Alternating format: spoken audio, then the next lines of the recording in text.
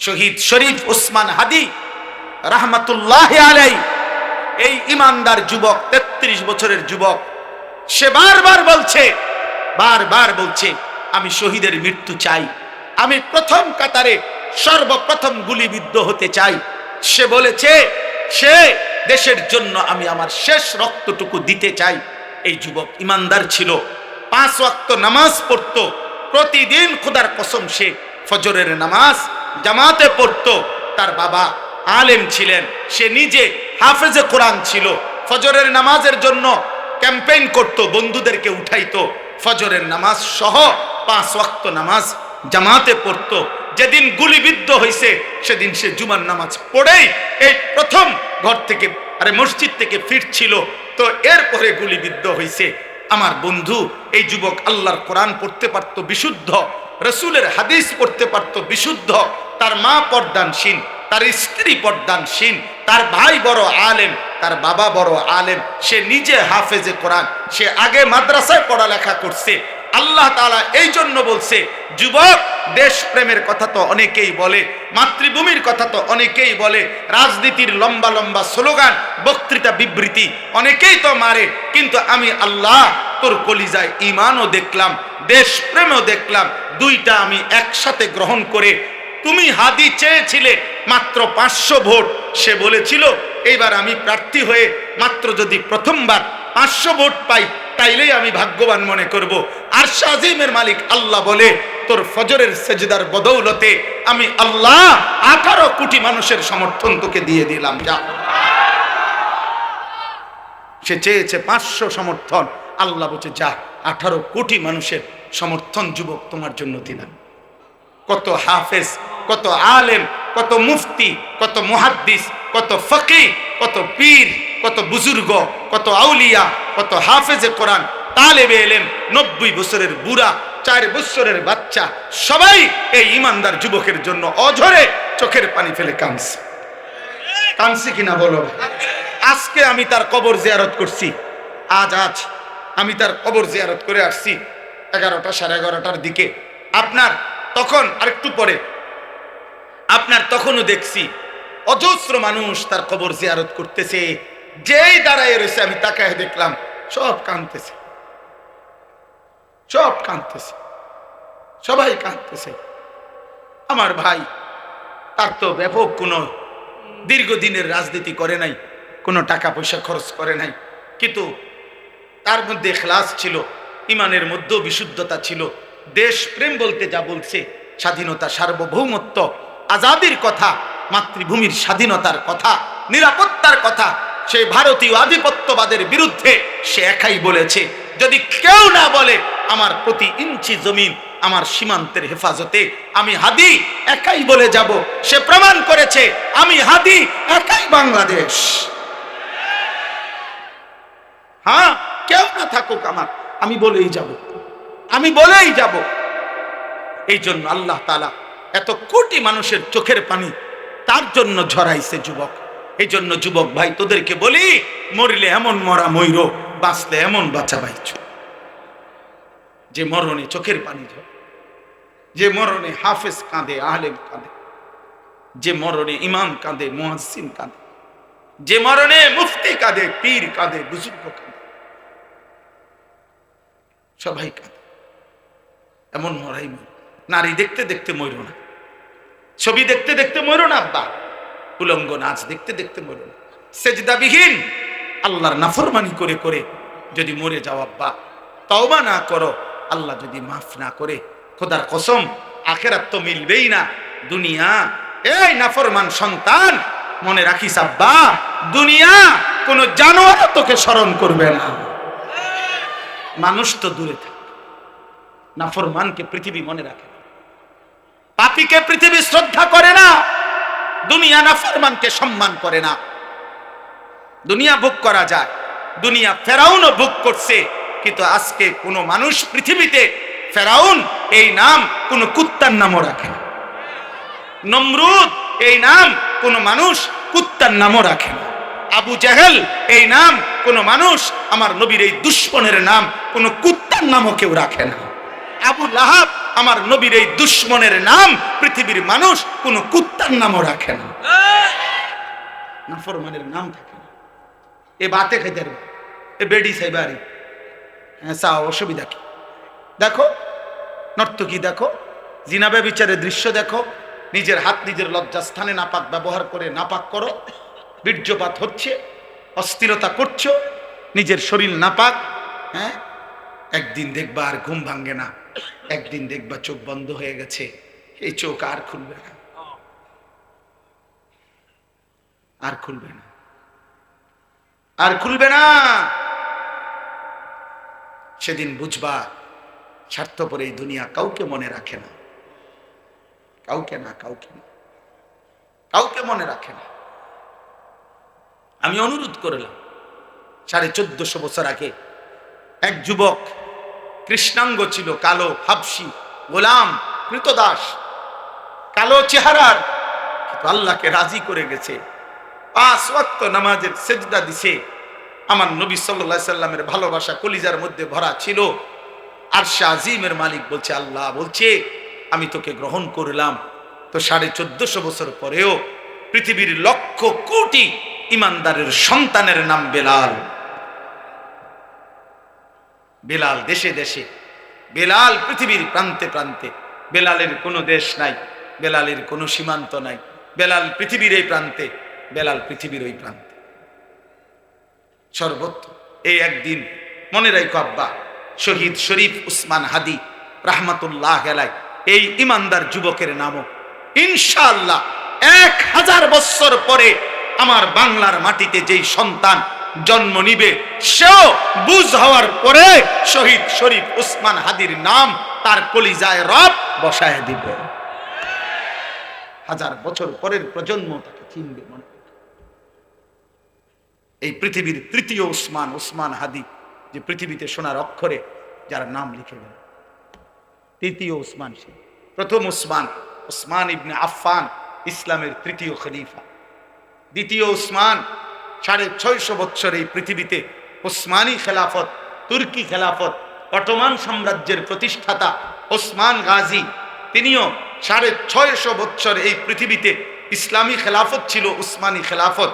এই খেলাফতের যিনি প্রতিষ্ঠাতা ছিলেন তার নামও ছিল উসমান গাজী। উসমান সে দ্বিতীয় উসমান, আর এই তৃতীয় উসমান শহীদ শরীফ উসমান হাদি রাহমাতুল্লাহ আলাইহি। গোটা পৃথিবীতে ইনশাআল্লাহ তার নাম আলোচিত হবে। হ্যাঁ, রাজনীতি আগেও কেউ করছে, পরেও কেউ করবে, কিন্তু কলিজার এত পানি, চোখের এত পানি আর কেউ ঝরাইতে পারবে। আল্লাহ আমাদেরকে কবুল করে নেন। এজন্য যুবক নষ্ট হইও না, চরিত্রহীন হইও, নারী দেখে দেখে শেষ হইও না। আজকে সেজদা নবী সাল্লাল্লাহু আলাইহি সাল্লামের এই কথার কোনো জবাব দিতে পারতাম। কিয়ামতের দিন আল্লাহর নবী আমলনামা দেখে জিজ্ঞেস করবে, উম্মত আনিসুর রহমান, আমার উম্মত তুমি 365 দিনে, খোদার 1 বছরে একদিনও ফজরের নামাজ পড়লা না, তুমি আমার উম্মত? তুমি আমার উম্মত 30 বছর টানা সুদে খাইলা, 60 বছর বয়স তোমার, প্রতিদিন বিড়ি সিগারেটে খাইয়া গেলা, তুমি আমার উম্মত? 60 বছরও মনে পড়ে না এটা গুনাহ? 60 বছর বয়সেও মনে পড়ে নাই যে টেলিভিশনে নাচ গান দেখা গুনাহ? তোমার স্ত্রী 30 বছর বয়স পর্যন্ত, 30 বছরও কোনোদিন পর্দা করে নাই? তোমার মৃত্যু পর্যন্ত তোমার ঘরে নিয়মিত রঙিন টেলিভিশন চলতো, নর্তকী নাচতো, নাটক সিনেমা চলতো, তুমি আমার উম্মত? তুমি কবরে আসছো এটা কি নিয়া? হাসরে আসছো এটা কি নিয়া? আমি কি দেখে সুপারিশ করব? কথা বলে না। নবী সাল্লাল্লাহু আলাইহি সাল্লাম যে সুপারিশ করবে এটা জানেন? কথা বলেন না কেন? জানেন তো? সুপারিশের কোনো কাগজপত্র লাগবে না, কোনো ফাইল টাইল লাগবে না, এমনি। হ্যাঁ, তো আপনি কি দেখাইবেন? আরে বলেন না, আপনি কি দেখাবেন? এই সুদখোর বাপ, আপনি কি দেখাবেন? এই বিড়িখোর বুড়া মিয়া, 60 বছরের বুড়া চাচা, আপনি অনবিড়ি খান কোন লজ্জায়? আপনি চা দোকানে টেলিভিশন দেখেন কেন? এই বুড়া চাচা, আপনি যদি এখনো 60 বছর বয়সে এখনো রঙিন সিনেমা নর্তকী দেখেন, আপনার চোখে যদি কোনো লজ্জা না থাকে, আমনের ফুত নাতি আপনার থেকে কি শিখবে মিয়া? আমার বিরোধিতা করেন, কাল বলে দিয়েন এমন হুজুরের ডাকাইতে হুজুর আজীবন আইনব না। হ্যাঁ কইেন, আপনি বলে যাইয়েন এখন, নাহলে অন কন তারা রেকর্ডিং করে রাখো যে এমন হুজুর আর আইনব না। এই রুম ঢাকাইতে হুজুর তো দেখছিলাম, কিন্তু আপনি বলেন এই বুড়া চাচার এখনো লজ্জা হওয়ার সময় হয়নি? আপনার 60 বছরও আপনার শরম হইতো না? ছি ছি ছি ছি, আপনার থেকে আখলাক শিখবে কিভাবে? আখেরাত শিখবে কিভাবে? প্রজন্ম চোখের সামনে শেষ হয়ে যাচ্ছে। অতএব রাত গভীরে আমি বললাম, সমস্ত কিশোর যুবক ভাই, দয়া করে নষ্ট হইও না। এই পৃথিবী তোমারে মনে রাখবেন, কেউ তোমার জন্য বসে নাই রে আব্বা। তুমি অ্যাক্সিডেন্ট করে দেখো, পিছনের গাড়ি থামে না, সাইডে দিয়ে যায় না। কত সিএনজি প্রতিদিন অ্যাক্সিডেন্ট হয় না, কত গাড়ি, কত মানুষের লাশ পড়ে থাকে, কত মানুষ আহত হয়ে পড়ে থাকে। হয়তো 5 মিনিট জ্যাম বাজে, 10 মিনিট জ্যাম বাজে, এরপরে আস্তে আস্তে সাইডে দিয়া সবাই চলে যায়। স্বার্থপর এই দুনিয়া, কেউ থামে না। ধোকা ধোকা। এই বন্ধু নামের যেসব শয়তান তোমার লগে এখন আড্ডা দেয়, নারী দেখে, ছবি দেখে, উলঙ্গ দৃশ্য দেখে, তোমারে ফুর্তি করে, এই হাইওয়ান তোমার বিপদে থাকবে না। তুমি পাওটা ভাঙ্গা দেখো, আর ওরে ক বন্ধু তোর ফাড়ও তুই ভাঙ, সে জীবনও না, বলবে ভালো থাকিস, আচ্ছা যা। এই জন্য চরিত্রহীনের খপ্পরে পড়ো। আমি বললাম চরিত্রহীনের খপ্পরে পড়ো, নিজেরে চালাক মনে করো। আম হাসিবাল্লাযীনা ইয়ামালুনা সাইয়্যাতি আন ইয়াসবিকুনা, আল্লাহ বলে বান্দা ভেবো না গুনাহ করে আমারে ডিঙ্গাইলে। আল্লাহ নিষেধ করছে, বান্দা পুলিশ, র‍্যাব, বিজিবি, আর্মি সব তুমি ফাঁকি দিবা, এই পৃথিবীর সব, কিন্তু আমারে ফাঁকি দিবা কেন? আমাকে ডিঙ্গাইবা কেন? অতএব বাপ, অনেক রাত হয়ে গেল। আমি সবার কাছে অনুরোধ করি, প্রিয় কিশোর, প্রিয় নওজোয়ান, চোখের হেফাজত করো। নারী দেখো না, অস্থির ছবি দেখো না বাপ, উলঙ্গ ছবি দেখো না, মোবাইলের আসক্ত হয়েও না, নিজেরই হেফাজত করো। 5 ওয়াক্ত নামাজ পড়ো, ফজরের নামাজ কষ্ট করে হলেও জামাতের সাথে পড়ো। দেখবা ফজরের মুসল্লি যারা, আমি বলে গেলাম মাহাদির সৈনিক তারা। ফজরের মুসল্লি যারা দাজ্জালের বিরুদ্ধে লড়বে তারা। ফজরের মুসল্লি যারা বিশ্বময় কালেমার পতাকা উড়াবে তারা। মাহাদির এবং ঈসার নেতৃত্বে দাজ্জালের বিরুদ্ধে, ইহুদিদের বিরুদ্ধে হাদিসের বক্তব্য হলো শেষ যুদ্ধ, চূড়ান্ত লড়াই ফজরের নামাজের পরে শুরু হবে। ফজরের মুসল্লিদেরকে সাথে নিয়ে মাহদি এবং ঈসা যুদ্ধ শুরু করবে। আসরের নামাজের ভিতরেই, আসরের ওয়াক্ত হইতে হইতেই দাজ্জাল নিহত হবে এবং সমস্ত ইহুদি নিহত হবে, এবং আসরের ওয়াক্তে মাহদি এবং ঈসার নেতৃত্বে মসজিদে আকসা বিজয়ের পতাকা, ইমানের পতাকা উড়বে, সারা পৃথিবীময় ইসলামের খিলাফা প্রতিষ্ঠা। ভাই আমি দেখবো নয় তুমি দেখবে, নয় আমার সন্তান দেখবে, কিন্তু আল্লাহ রাসূল সাল্লাল্লাহু আলাইহি সাল্লামের এই কথা বৃথা হবে। কোন জালেমের পতনের আগে কেউ বোঝে না কেমনে পতন, কেমনে পতন, কিন্তু যে সময় জায়গা সে সময় সবাই বোঝে যে এমনি যাইতে আছে। বুঝেন নাই? হেলিকপ্টার উঠবার আগে কেউ বুঝছে না যে হেলিকপ্টার দিয়ে যাইবো না অটো দিয়ে যাইবো, কেউ খেয়াল করতে। কিন্তু যখন হেলিকপ্টার ছেড়ে দিছে সবাই বুঝা লাইছে যে এই জায়গা। এটাই পৃথিবী। ফেরাউন মুসা আলাইহিস সালাম নদী দিয়ে যে রাস্তা হয়েছে 12টা, 1 মিনিট শুনেন তো। ফেরাউন পাশে আইসা দেখছে যে নদীর উপরে রাস্তা, 12টা রাস্তা, এটা দিয়ে মুসার বাহিনী পার হয়ে গেছে। ফেরাউন বলতেছে তার অনুসারীদেরকে, চলো আমরাও পার হই, ধর্ম। কিন্তু তুই তো বাদশাহ, তুই খোদা, নাউজুবিল্লাহ, তুই তো খোদা দাবি করো, তুই তো বাদশাহ, তো তার তো এটা বোঝা উচিত ছিল এত বড় নদীতে 12টা রাস্তা, এটা আমি বরাদ্দ দিলাম না, আমি স্যাংশন করলাম না, আমি উদ্বোধন করলাম না, এটি করতে গেল রাস্তাটা। আপনি কথাটা বুঝছেন না? তোর তো এটা বুঝা দরকার। আগে তো কিরে কিরে এটি কে করলো আমার এলাকায়? আমি কো আল্লাহ বলে না, ব্যাক কল আইবা না, মুসার রঙে রঙে আসো, সামনে আগাও। আগাও না, এখনই না বুঝবা রাস্তা করতে গাইছে। এরপরে ডুববে গেছে কিনা বলেন? এই জন্য বুঝে কোন জালেম পতনের আগে বুঝে না পতন কিভাবে হবে। কোন পাপী জানে না। অতএব দোস্ত, রাসূলুল্লাহ সাল্লাল্লাহু আলাইহি সাল্লামের কথা সত্য, সত্য সঠিক তো ইনশাআল্লাহ। আরেকবার যুদ্ধ হবে, জিহাদ হবে, আরেকবার কালেমার পতাকা উঠবে ইনশাআল্লাহ। আমগরও ডেইলি মানুষে কয় অনেকে, হুজুর সেফে থাকেন, সাবধানে বললেন, পরিবেশ পরিস্থিতি ভালো না। 300 বছর আগে, 3000 বছর আগে কাউরে যদি আপনি কবর থেকে উঠান, উনারা মলো মানুষ উনারে কইছে সেফে থাকেন, পরিস্থিতি ভালো না। পরিস্থিতি কোনো সময় ভালো ছিল না। কথা বুঝেন না? সব সময় কি ইমানের পরীক্ষা দিতেই হবে, কালেমার পরীক্ষা দিতেই হবে। সেফে থাকার কিছু নাই। গুলি করুক, খুন করুক, আর গুম করুক, আর যাই করুক, আমার পরিষ্কার বক্তব্য, যে যাই করে কিন্তু খোদার কসম শেষ পর্যন্ত আমাকে তো আমার আল্লাহর কাছেই ফেরত পাঠাবে, আর আমার মালিক ইনসাফ করবে ইনশাআল্লাহ। তিনি তো জুলুম করবে না, অসুবিধা কি? অন্য কেউ জুলুম করলে সমস্যা কি? যেই ফয়সালা করবে উনি তো জুলুম করবে না, তো উনি তো দেখছে, উনি দেখছে না। অতএব বাপ আমার, দোস্ত আমার, আল্লাহর জন্য লড়ো, আল্লাহর জন্য সেজদা দাও। সমস্ত বাবাদেরকে বলি, দিন মানে আল্লাহকে মানে, বিবি বাচ্চা ছেলে মেয়েকে এই শেষবারের মতো অনুরোধ করলাম, ইমানের উপরে রেখে যান, ইসলামের উপরে রেখে যান। ছেলেটাকে নামাজি বানান, মেয়েকে নামাজি বানান, পর্দানশীন বানান, স্ত্রীকে পর্দানশীন বানান। অনুরোধ করেন, অনুরোধ, চোখের পানি ফেলে প্রয়োজনে কাঁদেন।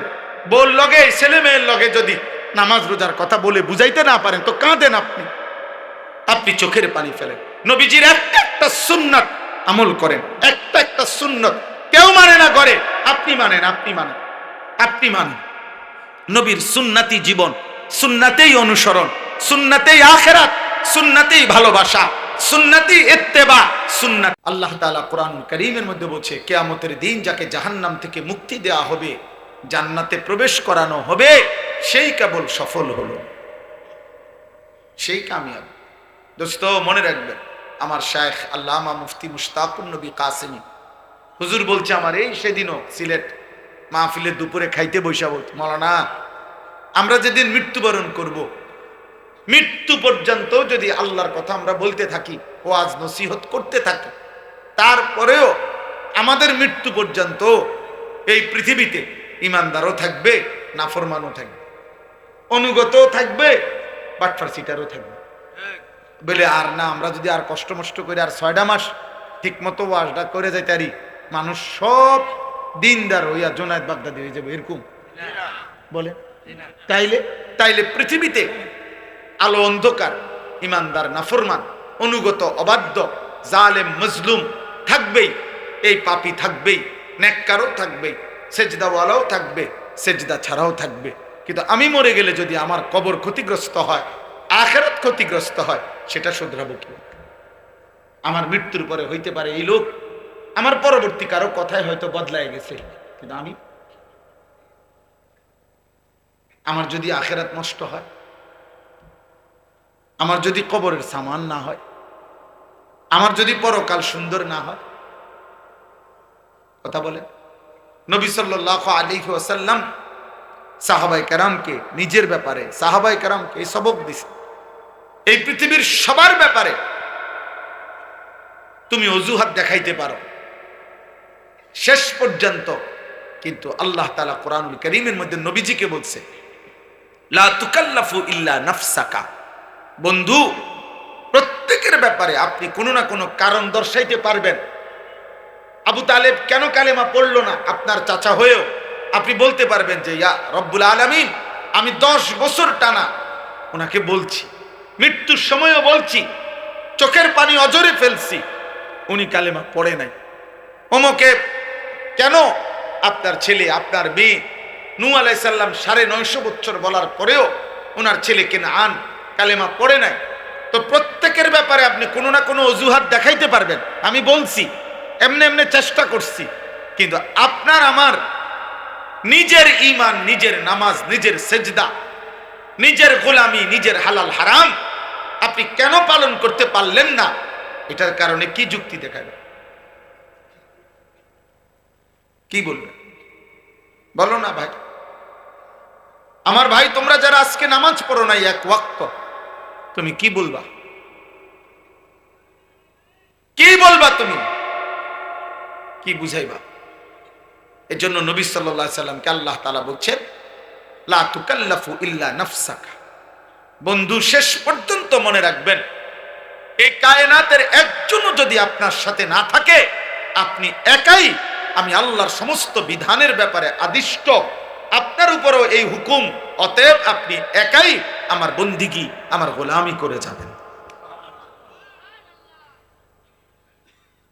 এজন্য রাসূলুল্লাহ সাল্লাল্লাহু আলাইহি সাল্লামের একটি যুদ্ধ, হুনাইনের যুদ্ধ, মক্কা বিজয়ের পরে নবী সাল্লাল্লাহু আলাইহি সাল্লাম একটি যুদ্ধে, ওনার সাথে 12,000 সাহাবী ছিল, কিন্তু যুদ্ধের প্রথম আক্রমণে কাফেরদের 4,000 কাফেরের আক্রমণে, প্রথম আক্রমণেই 12,000 সাহাবী যুদ্ধের ময়দান থেকে ছিন্ন ভিন্ন হয়ে গেছে, ছত্রভঙ্গ হয়ে গেছে। নবীজি সাল্লাল্লাহু আলাইহি সাল্লামের সান্নিধ্য ছেড়ে দিছে, এত তীব্র আক্রমণ হয়েছে। কিন্তু কিতাবে আছে সেদিন 12,000 সঙ্গী সাহাবী ছুটে গেছে নবীর থেকে হুনাইনের যুদ্ধে। খোদার কসম, আল্লাহর নবী সাল্লাল্লাহু আলাইহি ওয়াসাল্লাম ওই যুদ্ধে জিহাদের ময়দানে একাই আপন জায়গায় দাঁড়িয়েছিলেন। উনি এক চুল পিছপা হন, এক চুল।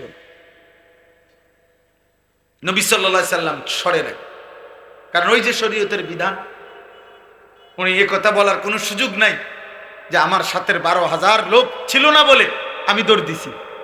আল্লাহ বলবেন, না বন্ধু, 12,000 ওরা কেন দৌড় দিছে সেটা ওদেরকে জিজ্ঞেস করবো, আমনে দৌড় দিছেন কি লেগে, এটা কর। আবু বকরের উত্তর আবু বকর দিবে, ওমরের উত্তর ওমর দিবে, ওসমানের উত্তর ওসমান দিবে। আপনি আপনারটা বলেন, আপনি আপনারটা বলেন। এই জন্য দোস্ত, কোরআনুল কারীমের মধ্যে অসংখ্য কথা আছে, যে কথাগুলো রাসূলুল্লাহ সাল্লাল্লাহু আলাইহি সাল্লামকে এক বচনের শব্দ দিয়ে আল্লাহ সরাসরি উনাকে লক্ষ্য করে বলছে, অথচ নবী সাল্লাল্লাহু আলাইহি ওয়াসাল্লাম মাসুম, নিষ্পাপ। এক বিন্দু, এক জাররা, এক ঘুণাক্ষরেও আল্লাহর মর্জির খেলাফ কিছু তিনি করতেই পারেন না, করেনই নাই জীবনের কোনো সেকেন্ডে। কিন্তু এরপরেও আল্লাহ তাআলা শুধু নবীজিকে লক্ষ্য করে অনেক কথা বলছেন। কোরআন ফাকাতিল ফি সাবিলিল্লাহ, এই এক বচনের সব, আপনি একাই আল্লাহর পথে যুদ্ধ করুন। নবীজিকে আল্লাহ বলছে, লা ইন আশরাকতা লা ইয়াহবাতান্না আমালুক। নবীজিকে বলছে, বন্ধু, আপনি যদি শিরিক করেন, আমি আপনার পুরা জিন্দেগীর সমস্ত আমল একসাথে নষ্ট করে দেব। নবীজিকে বলছে, ওয়ালা তাজআল মা'আল্লাহি ইলাহান আখার। নবীজিকে বলছে, সাবধান, আমি আল্লাহর সাথে কাউকে মিলাবেন না, শিরিক করবেন না। আপনাকে বলছি নবী, ফাতুলকা ফি জাহান্নামা মালুমান মাদহুরা। সাংঘাতিক কথা, যদি আপনি রাসূল শিরিক করেন, তাহলে আপনাকেও অপমানিত করে জাহান্নামে ছুঁড়ে ফেলা হবে। কাকে বলছে? রাসূলুল্লাহ সাল্লাল্লাহু আলাইহি ওয়াসাল্লাম। বুঝেন, দ্বীন আল্লাহ তাআলা নবী সাল্লাল্লাহু আলাইহি সাল্লামকে পালনের ব্যাপারে কি পরিমাণ কঠোরতা করছে। কোরআনুল কারীমের মধ্যে আছে, ওয়ালাউ তাকাওয়ালা আলাইনা বা'দাল আকাবিন লা আখাযনা মিনহু বিল ইয়ামিন সুম্মা লাকাতা'না মিনহুল ওয়াতিন। এই আয়াত সাংঘাতিক। তাফসীরের মধ্যে আছে, এই আয়াত যখন নাজিল হইছে, নবীজি কাঁপছে, কাঁপা উঠছে নবীজি। আল্লাহ বলছে, বন্ধু, আপনাকে বলছি, আপনি আমার শ্রেষ্ঠতম রাসূল, মাহবুব আমার। আপনি যদি আমি আল্লাহর নামে একটা কথা, সামান্য বাস, মানে কিছু সামান্য কথাও যদি বানিয়ে বলেন, আমি বলি নাই, আপনি আমার নামে চালাই দিলেন, আমি আল্লাহ বলি নাই, এমন সামান্য কথাও যদি আপনি বলেন, হাতটা দেন, আল্লাহ তাআলা বলছেন আমি আপনার ডান হাত এভাবে টেনে ধরবো, ডান হাত টানলে মাথা আসবে আর আপনার কল্লাটা আপনার শরীর থেকে আলাদা করে ফেলবে। আপনি পড়ে দেখেন তার তর্জমা। নবীকে বলছেন, নবীকে আমি আপনার হাত টেনে ধরবো এবং আপনার গর্দান আপনার দেহ থেকে আলাদা করে ফেলব। কি অর্থ এটা? কাকে বলছে বুঝছেন? এটা আমাদের হালাত কি? কোরআনুল কারীমের মধ্যে আছে নবীজি সাল্লাল্লাহু আলাইহি সাল্লাম জীবনে একবার একজন অন্ধ সাহাবী নবীজির কাছ থেকে দিন শিখতে আসছে। নবীজি তখন মক্কার কুরাইশ কাফেরদেরকে দাওয়াত দিচ্ছিলেন। নবীজি ওনার দিকে তাকাইয়া ভাবছেন ও তো আমার পক্ষেরই লোক, আমার সাহাবী, তাকে আমি পরে বলি। তো ফলে ওনার থেকে চেহারা তাকাইয়া আবার ফিরে গেছেন, দিয়া কাফেরদেরকে দাওয়াত দিচ্ছিলেন। আল্লাহ তাআলা কোরআনুল কারীমের সূরা নাজিল করে নবী সাল্লাল্লাহু আলাইহি সাল্লামের এই আচরণ সংশোধন করে দিয়েছেন। আল্লাহ বলছে, বন্ধু এটা কিন্তু ঠিক হলো না, ঠিক হলো না। আপনি আপনার একজন সাহাবীর দিকে তাকিয়ে চেহারা আবার ঘুরাইয়া ফেললেন। আন জাআহুল আ'মা, কি অন্ধ দেখে না? আল্লাহ বলতে কি ঘটনা, কি সে অন্ধ দেখা? নবীজিকে বলতেছে, নবীজিকে, আপনার কাছে একজন অন্ধ আসছে, আপনি তাকে অন্ধ মনে করে ফেরত দিলেন, মূল্যায়ন করলেন না। কাজটা কি করলেন? ওরা যত মোটা তাজা হোক, ওরা তো বেঈমান, এ যত দুর্বলই হোক, এ তো ইমানদার। আপনার উচিত ছিল ইমানদারকে প্রাধান্য দেওয়া। আল্লাহ তাআলা সংশোধন করে দিয়েছে। কোরআন শরীফে আছে, কাল্লা ইন্নাহা তাযকিরা, সাবধান নবী, এটা আমি আল্লাহ আপনাকে উপদেশ দিলাম। এভাবে বলছি, তাফসীরের মধ্যে সব কিতাবে আছে।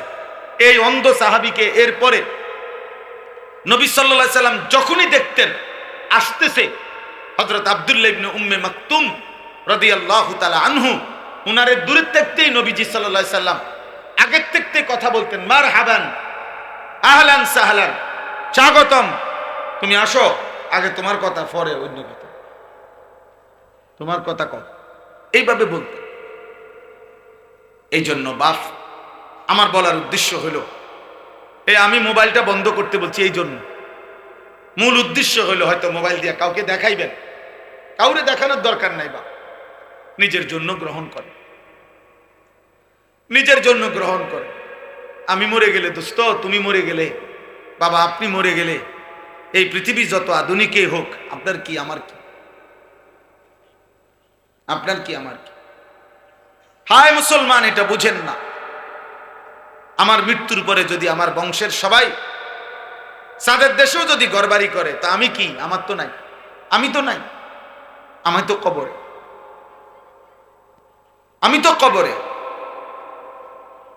কিয়ামতের দিন যদি নবী সাল্লাল্লাহু আলাইহি সাল্লামের সুপারিশে, মনে করেন হাসরের ময়দানের 100 কোটি মানুষ, কথার কথা, তো সকলকেই আল্লাহ নবীর সুপারিশে জান্নাত দিছেন, শুধু একজন ব্যক্তিকে আল্লাহ তাআলা জাহান্নাম দিছে মনে করেন, তো সেই একজন যদি আমি আনিসুর রহমান হই, তাহলে বাকি সবাই জান্নাতে গেলে আমার কি লাভ?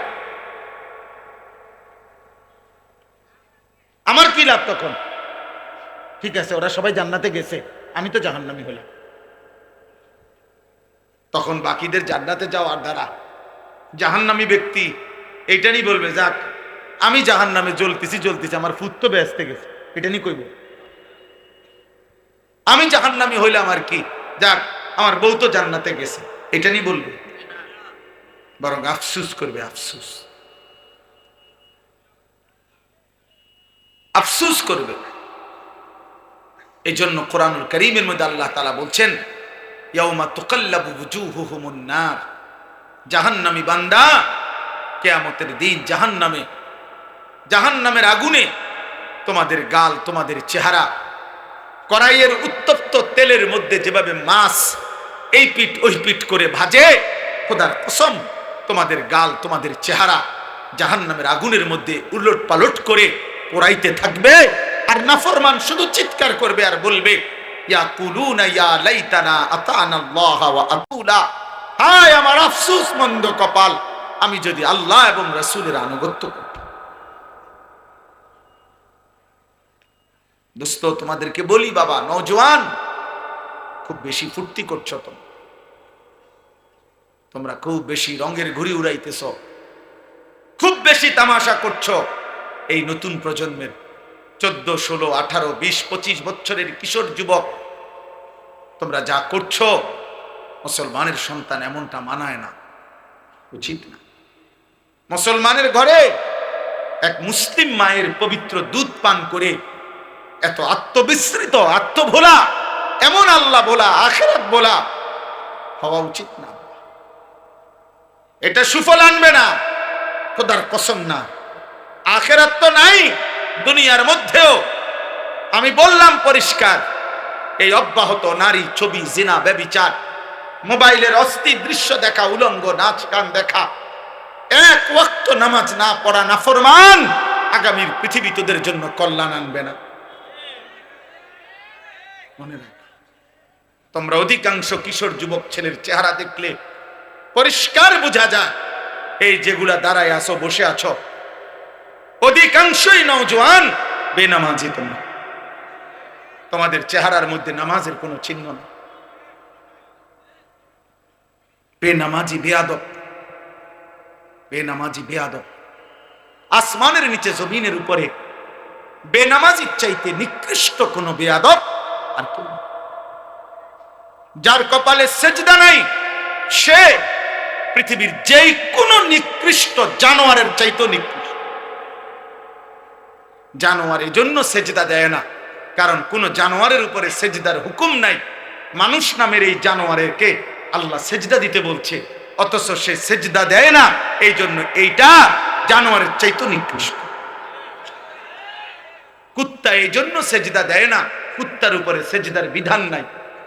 শূকর এই জন্য সেজদা দেয় না, শূকরের উপরে সেজদার বিধান নাই। ছাগল, গরু এই জন্য সেজদা দেয় না, তাদেরকে আল্লাহ সেজদা দিতে বলে নাই। আব্বা তোমারে বলছে, তোমারে বলছে বাপ। এজন্য আসমানের নিচে জমিনের উপরে আল্লাহর কোরআনে আল্লাহ বলছে, ফাখালাফা মিন বাদিহিম খালফুন, সর্বনিকৃষ্ট মানুষ, কোরআন শরীফের আয়াত, সবচেয়ে নিকৃষ্ট মানুষ আল্লাহ বলছে কারা? আল্লাহ বলছে আদাউস সালাহ, এক, যারা তাদের নামাজ নষ্ট করে, দুই, ওয়াত্তাবাউস শাহওয়াত, যারা তাদের শাহওয়াত, মনের হারাম চাহিদা, কুবাসনা, মনের চাহিদা শুধু পূরণ করে, আল্লাহর বিধান, রাসূলের বিধান, হালাল হারামের বিধান কোনো পরোয়া করে না। খোদার কসম, আল্লাহ বলছে তারা সর্বনিকৃষ্ট প্রজন্ম, ওরা নিকৃষ্ট, নিকৃষ্ট, নিকৃষ্ট, নিকৃষ্ট। অতএব বেনামাজি ছেলেরা, তোমরা যারা আজকে সারা দিনে এক ওয়াক্ত নামাজ পড়ো নাই, নাফরমান, তুমি চলে গেলে ভালো হয়। যাও এখান থেকে, সরো, যাও বেটা নাফরমান, চলে যা বেটা। তোর মতো নাফরমানের ভালোবাসা দিয়ে আমি কি করবো? আমি কি ভোটে দাঁড়াইছি বেটা? আমি কি ভোটে প্রার্থী? আমি কি নির্বাচনের গণসংযোগে আসছি বেটা? তামাশা দেখা কি করবা? হুজুরের কি করবা? মুসলমানের ঘরে এমন নিকৃষ্ট সন্তান কেমনে হইলা? 365 দিনে, খোদার এক বছরে কোনোদিন ফজরের নামাজ পড়লা না, এত বড় জানোয়ার কেমনে হইলা? এত বড় জানোয়ার হইলা কেমনে? তোর মা তোকে দুধ পান করায় না? তোর মা তোকে আল্লাহ চিনায় না? তোর বাপ তোকে বলে নাই?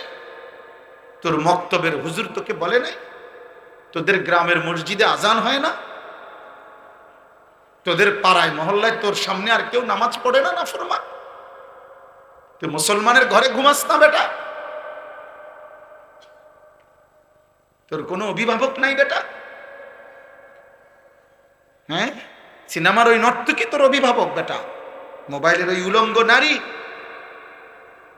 ফুটবলের খেলোয়াড়, ক্রিকেটের খেলোয়াড়, ইউরোপ আমেরিকার কোন বেঈমান? বলো আব্বা, জন্ম মুসলমানের ঘরে, চুল রাখলা কেন বেঈমানের মতো করে? তোর আব্বা ভুলে গেলি কেন বেটা? এই নাফরমান, বাপ ভুলে গেলে তার পরিচয় থাকেনি বেটা। বল বেটা, একটা ছেলে বল, এই চুল কার মতো রাখছ বেটা? মাথা নোয়াইলে কি হবে বেটা? মুসলমানের ঘরের জন্ম নিছ কিনা বেটা? দাঁড়ায় বল বেটা। অপদার্থ মুশরিক বেঈমানের মতো, কোন ইহুদি বেঈমান, কোন খ্রিস্টান বেঈমান, কোন মুরতাদ, কোন আল্লাহর দুশমন, কোন বেঈমানের মতো চুল রাইখা মুসলিম পরিচয় দাও কোন লজ্জায়, কোন শরমে বেটা, কোন শরমে? ছি ছি ছি ছি। সেজদাবিহীন কপাল যাদের, তোদের কপালে থুতু মারলাম। থু তোর কপালে, থু তোর কপালে থুতু দিলাম। তুই রবের দুশমন, ইসলামের দুশমন, আল্লাহর দুশমন। আমার নবী সাল্লাল্লাহু আলাইহি সাল্লামের 23 বছরের চোখের পানির কোনো কদর করলাম না। আমার নবীর তায়েফের প্রতি ফোঁটা রক্তের কোনো কদর করলাম না। আমার নবীর উহুদের ধান্দান শহীদ করা রক্তের কোনো কদর করলাম না। যে নবী আমার পেটে পাথর বাঁধছে উম্মতের জন্য ক্ষুধার কষ্টে, হাসরের ময়দানে তিনি জিজ্ঞেস করবে, উম্মত তুই কি শুনুস নাই? উম্মত, আমি না তোর জন্য তায়েফে এত রক্ত ঝরাইছি। মক্কার কাফের বেটা, নবীজির রক্ত মাখা তায়েফের রক্তাক্ত দেহ, মক্কার সবচেয়ে বড় কাফের উতবা, নবীর বড় দুশমন ছিল যে ব্যক্তি মৃত্যু পর্যন্ত, আবু জেহেল আবু লাহাবের সাথে উতবা নামে এই কাফের সর্দার সর্বপ্রথম আমাদের নবী সাল্লাল্লাহু আলাইহি সাল্লামকে তায়েফ থেকে নবী যখন ফিরে আসছে মাঝ পথে, রক্ত মাখা দেহ তখনও মুছে নাই। খোদার কসম, কিতাবে আছে এই উতবা নবীকে দেখছে প্রথম এই কাফের সর্দার। এরই ভাতিজা তো নবীজি আজকে 11 বছর নবীর বিরোধিতা করে গেছে মক্কায়, কিন্তু তায়েফ থেকে নবী ফিরে আসছে উতবার বাগানে, নাখলা নামক জায়গায়, মক্কা এবং তায়েফের মাঝামাঝি জায়গায়। নবী সাল্লাল্লাহু আলাইহি সাল্লাম যখন ঢুকছে তখন উতবা বাগানে ছিল। সে দূর থেকে তাকাইয়া দেখছে ভাতিজার সারা দেহে রক্ত মাখা, তায়েফ থেকে ফিরে আসছে।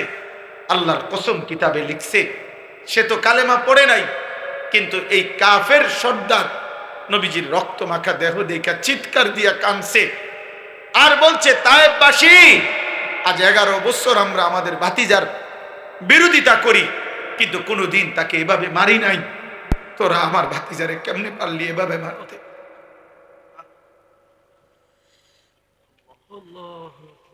আমার ভাতিজারে কেমনে মারলি? আমার এই 3 ভাতিজারে কেমনে মারলি? আর তোদের চেহারা দেখে কি মনে হয় আব্বা? কার মতো চুল রাখলা? অধিকাংশ ছেলে দাঁড়াইলে যদি জিজ্ঞাসা করেন যে সারাদিনে একবার পেশাব করে পানি নিছনি, নাফরমান বলবে না। টয়লেট পেপার চিনুনি? না। আল্লাহকে একটা সেজদা দিছনি? না। সারাদিন সারা রাত মোবাইলে শুধু নারী ছবি, উলঙ্গ দৃশ্য, অশ্লীল জিনা ব্যভিচারের দৃশ্য। আহা, নারী ছাড়া লজ্জাস্থান যারা, তার জীবনের আর কিছু নেই। তার জীবনের একটাই যে লজ্জাস্থান যে একটা আছে, এটার চাহিদা পুরো। একটা পেশাবের রাস্তার কাছে এই কাপুরুষ হেরে গেছে। এই কাপুরুষ পেশাবের রাস্তার কাছে হেরে গেছে। এই কি যুদ্ধ করবে? এই ইসলামের জন্য কি করবে? এ তো সামান্য পেশাবের রাস্তার শাহওয়াত, লজ্জাস্থানের চাহিদা। এর জন্যই এ সারাদিন রাত নারী দেখে, ছবি দেখে, উলঙ্গ দৃশ্য দেখে। এ কি খাবারের চাহিদা পূরণ করে এটা দিয়া? তৃষ্ণার চাহিদা পূরণ করে এটা দিয়া? শরীরের মধ্যে সুস্থতা আনে এটা দিয়া? ভিটামিনের জন্য এটা? তো কি চাচা বলেন? তার লজ্জাস্থানের চাহিদা। আর কি? তাইলে বেটা কাপুরুষ, তুই বেটা পেশাবের রাস্তার কাছে হারিয়ে গেছ। তোর মতো আকামলা দিয়া পৃথিবীতে হবে কি বেটা? বল বেটা।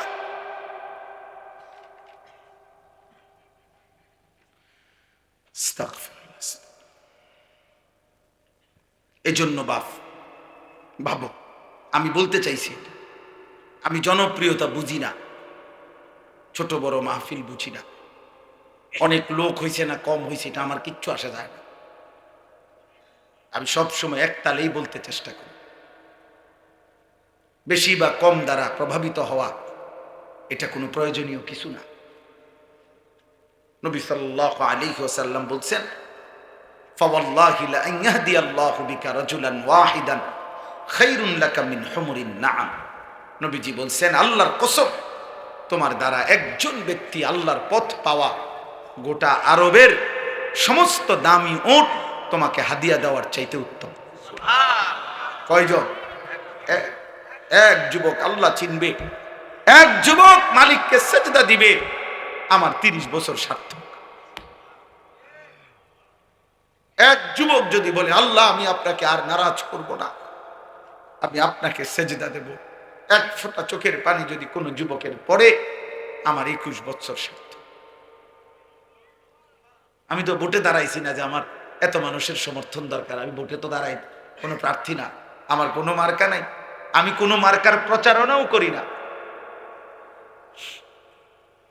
তাইলে আমি জনসমর্থন দিয়ে করব কি? আমি জনপ্রিয়তা দিয়ে করব কি বাবা?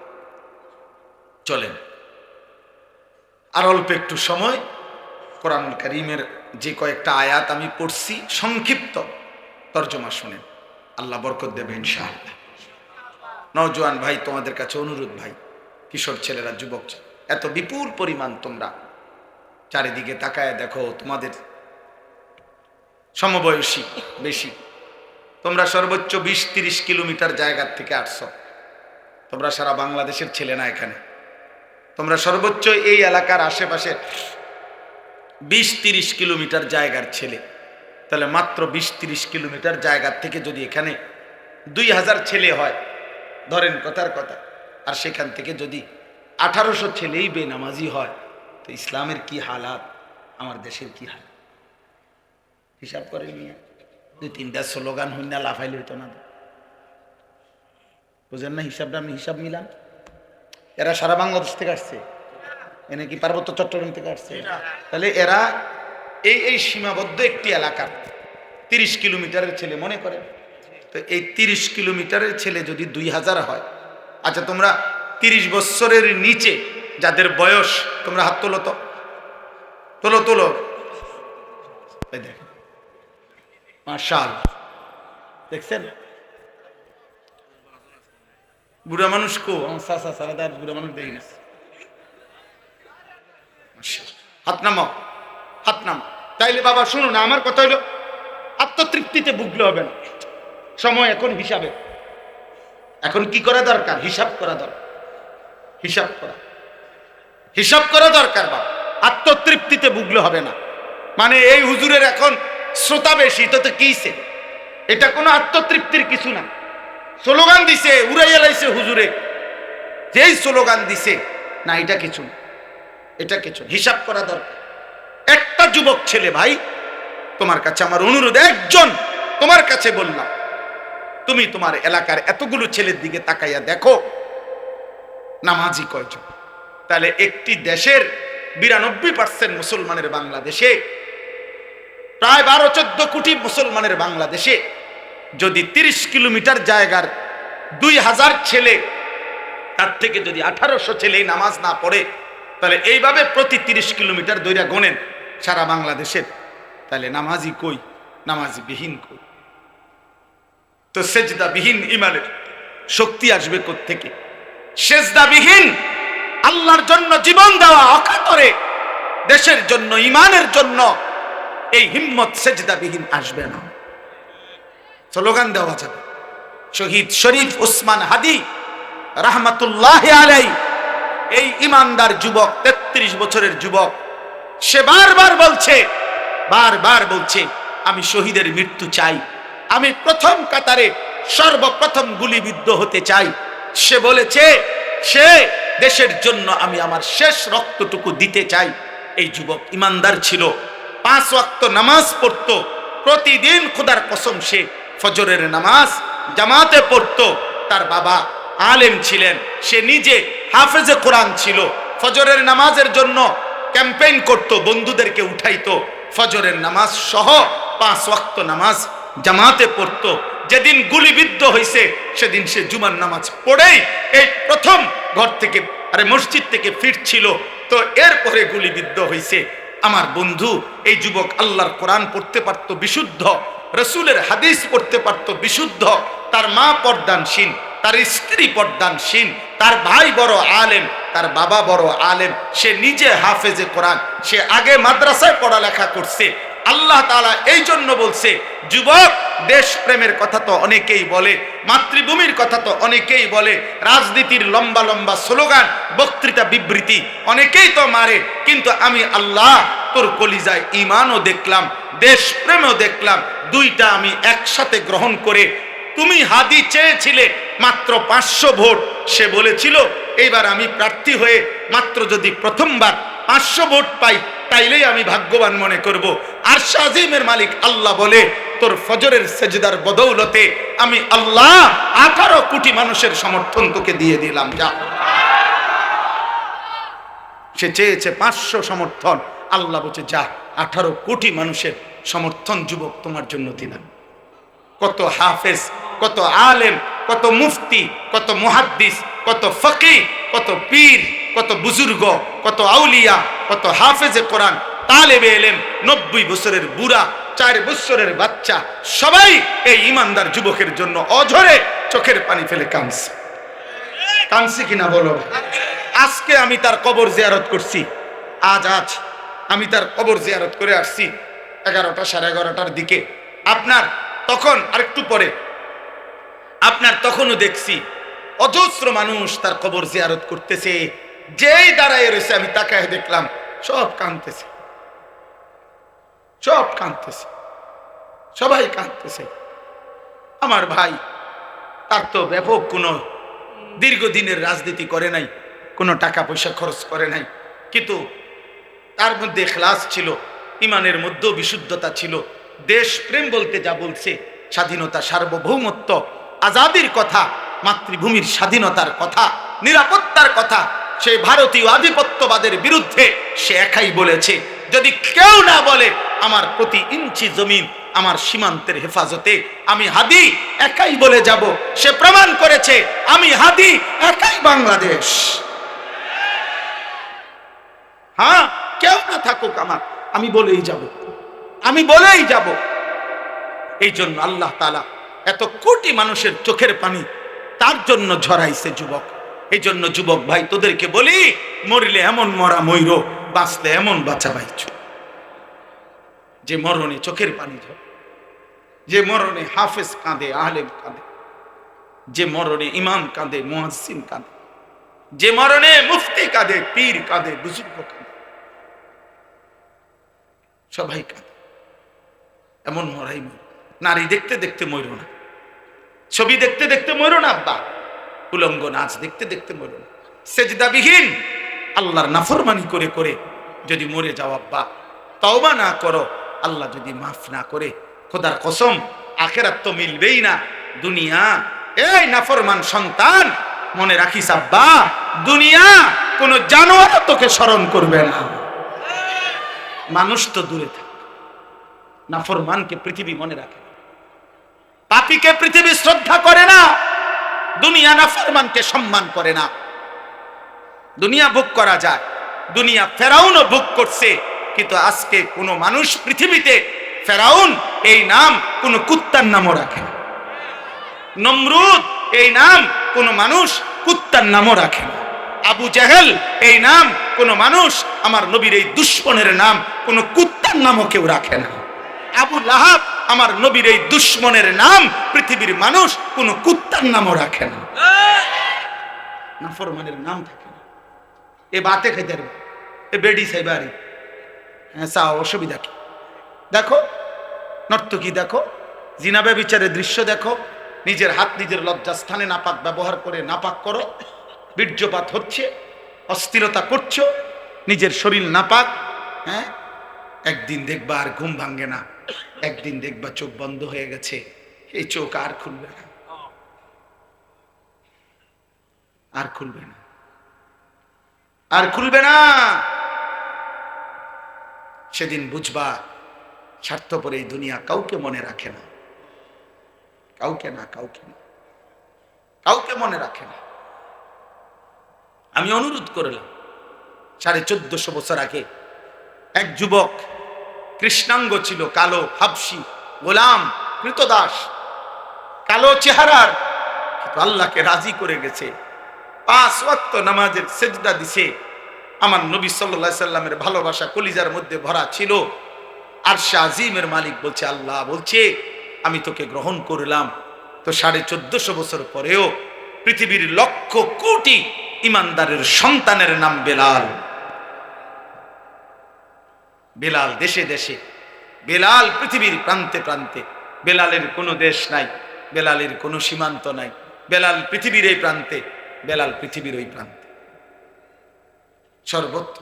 এই একদিন মনে রাখো আব্বা, শহীদ শরীফ উসমান হাদি রাহমাতুল্লাহ আলাইহি, এই ইমানদার যুবকের নামও ইনশাআল্লাহ 1000 বছর পরে আমার বাংলার মাটিতে যেই সন্তান জন্ম নিবে, সেও বুঝ হওয়ার পরে শহীদ শরীফ উসমান হাদির নাম তার কলিজায় রব বসায় দিবে।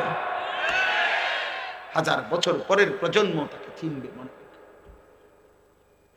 এই পৃথিবীর তৃতীয় উসমান, উসমান হাদি, যে পৃথিবীতে সোনার অক্ষরে যার নাম লিখে গেল, তৃতীয় উসমান সে। প্রথম উসমান, উসমান ইবনে আফফান, ইসলামের তৃতীয় খলিফা। দ্বিতীয় উসমান, 650 বছর এই পৃথিবীতে উসমানী খেলাফত, তুর্কি খেলাফত, অটোমান সাম্রাজ্যের প্রতিষ্ঠাতা ওসমান গাজী, তিনিও 650 বছর এই পৃথিবীতে ইসলামী খেলাফত ছিল, উসমানী খেলাফত। এই খেলাফতের যিনি প্রতিষ্ঠাতা ছিলেন তার নামও ছিল উসমান গাজী। উসমান সে দ্বিতীয় উসমান, আর এই তৃতীয় উসমান শহীদ শরীফ উসমান হাদি রাহমাতুল্লাহ আলাইহি। গোটা পৃথিবীতে ইনশাআল্লাহ তার নাম আলোচিত হবে। হ্যাঁ, রাজনীতি আগেও কেউ করছে, পরেও কেউ করবে, কিন্তু কলিজার এত পানি, চোখের এত পানি আর কেউ ঝরাইতে পারবে। আল্লাহ আমাদেরকে কবুল করে নেন। এজন্য যুবক নষ্ট হইও না, চরিত্রহীন হইও, নারী দেখে দেখে শেষ হইও না। আজকে সেজদা নবী সাল্লাল্লাহু আলাইহি সাল্লামের এই কথার কোনো জবাব দিতে পারতাম। কিয়ামতের দিন আল্লাহর নবী আমলনামা দেখে জিজ্ঞেস করবে, উম্মত আনিসুর রহমান, আমার উম্মত তুমি 365 দিনে, খোদার এক বছরে একদিনও ফজরের নামাজ পড়লা না? তুমি আমার উম্মত, তুমি আমার উম্মত 30 বছর টানা সুদে খাইলা। 60 বছর বয়স তোমার, প্রতিদিন বিড়ি সিগারেটে খাইয়া গেলা। তুমি আমার উম্মত, 60 বছরও মনে পড়ে না এটা গুনাহ? 60 বছর বয়সেও মনে পড়ে নাই যে টেলিভিশনে নাচ গান দেখা গুনাহ? তোমার স্ত্রী 30 বছর বয়স পর্যন্ত, 30 বছরও কোনোদিন পর্দা করে নাই? তোমার মৃত্যু পর্যন্ত তোমার ঘরে নিয়মিত রঙিন টেলিভিশন চলতো, নর্তকী নাচতো, নাটক সিনেমা চলতো। তুমি আমার উম্মত। তুমি কবরে আসছো এটা কি নিয়া? হাসরে আসছো এটা কি নিয়া? আমি কি দেখে সুপারিশ করব? কথা বলে না। নবী সাল্লাল্লাহু আলাইহি সাল্লাম যে সুপারিশ করবে এটা জানেন? কথা বলেন না কেন? জানেন তো? সুপারিশের কোনো কাগজপত্র লাগবে না, কোনো ফাইল টাইল লাগবে না, এমনি। হ্যাঁ, তো আপনি কি দেখাইবেন? আরে বলেন না, আপনি কি দেখাবেন? এই সুদখোর বাপ, আপনি কি দেখাবেন? এই বিড়িখোর বুড়া মিয়া, 60 বছরের বুড়া চাচা, আপনি অনবিড়ি খান কোন লজ্জায়? আপনি চা দোকানে টেলিভিশন দেখেন কেন? এই বুড়া চাচা, আপনি যদি এখনো 60 বছর বয়সে এখনো রঙিন সিনেমা নর্তকী দেখেন, আপনার চোখে যদি কোনো লজ্জা না থাকে, আপনার ফুত নাতি আপনার থেকে কি শিখবে মিয়া? আমার বিরোধিতা করেন, কাল বলে দিয়েন এমন হুজুর, এমন ডাকাইতা হুজুর আজ জীবনে আইন না।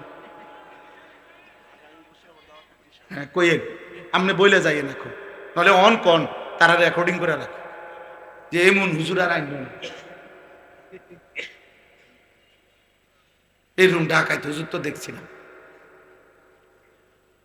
কিন্তু আপনি বলেন এই বুড়া চাচার এখনো লজ্জা হওয়ার সময় হয়নি?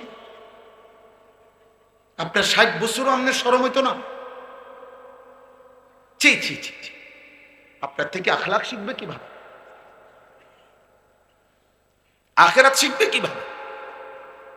প্রজন্ম চোখের সামনে শেষ হয়ে যাচ্ছে, আমাদের চোখের সামনে আমাদের ছেলে মেয়েরা চরিত্রহীন হয়ে যাচ্ছে, এক ওয়াক্ত নামাজ পড়ে না, মুসলমানের ঘরে রাত আসলে ঘুমা।